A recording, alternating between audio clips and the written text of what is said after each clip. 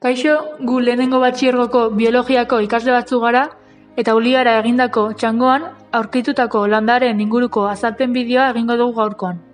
Bideo honetan 3 landare landuko ditugu: pareta belarra, otea eta pasmo belarra. Pasmo belarra. Hau ikusteko gure txangoan ez genuen aukerarik izan, oraindik udaberria atzelako. Pasmo belarra lore laranjadun landare txikia da, bere izen zientifikoa Anagalis arbensis da.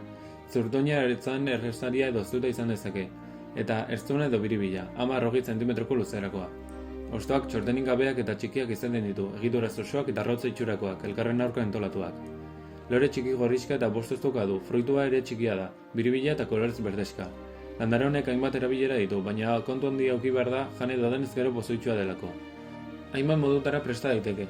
Ukendua adibidez. Pomada hau berezia da erreduretarako, zaurietarako eta larroazaleko infekzioetarako. Hau prestatzeko honako osagai hauek behar dira: pasmo belarra, berbena, intxusa, adarren azala bakarrik erabiltzen dena, ekilore olio litro erdi, 2 baratxuri hortz, xaboi txinbo pixka bat raiatu inbardana, hauts bihurtu arte, eta argizari birgina.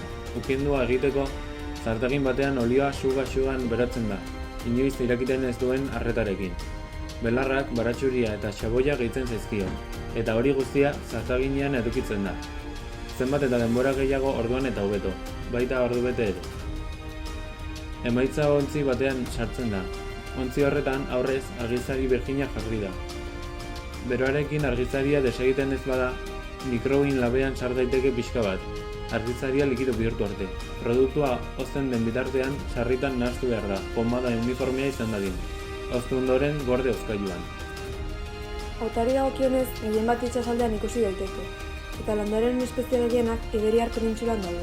Otaren zientifikoa Urex da. Zuhaixka du mulu arantzatsuak dira eta lorea hori kolorikoa da. Garai batean landare hau okinen labetan erregai bezala erabilio izan, eta landaren errautsak ere oso erabilgarriak ziren detergente moduan erabiliz alkalietan aberatsak zirelako. Horrez gain, landare honek hainbat erabilera ditu. Adibidez, buztinarekin nahastu gero xaboia lortu daiteke. Edo adarren kimuak tea egiteko erabil daitezke, eta loretatik tindagailu hori ekoiztu daiteke. Pareta belarra edozein paretetan aurki daiteke. Uliara igotzeko bidean, Josefinen inguruan asko ikusi daiteke. Pareta belarraren bere izen zientifikoa parietaria da. Parietariaren berezko habitata harresiak edo arkaitzen zirrikituak dira. Horregatik, horma belarra bezala ere ezaguna da. Diskorides zientzialariak landare hau sendagai bezala izendatu zuen, elxine deitu zuena. Ez ditu 10 zentimetro batzuk gainditzen, baina behar bezala landatzen eta ongarritzen bada, pertsona baten altuera gainditu dezake. Hosto eta lore txiki leuna dituk ukimenean. Pareta belarrak hainbat erabilera ditu, adibidez, pixa eta gernubide arazoak, prostata, zistitisa, ekzemak, bronkitisa, zauriak, larruazaleko ximurrak entzeko.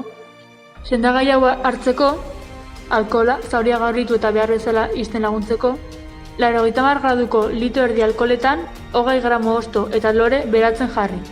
2 astez gutxi gora bera. Egunero, pixka bat mugitu, dena ondo nahas dadin.